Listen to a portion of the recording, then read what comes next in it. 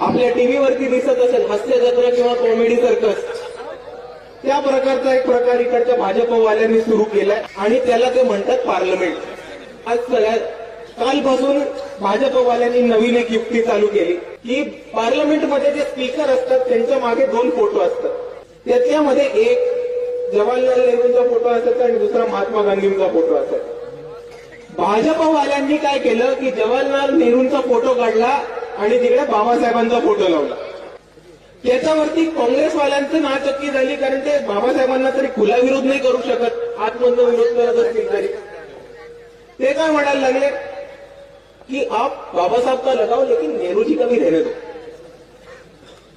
मला या दोघांना सांगायचंय, तुम्ही तुमचं नाटक बंद करा, तुम्ही तुमची ही नौटंकी बंद करा. तुम्हाला ज्याचा फोटो लावायचा आहे त्याचा फोटो लावा, पण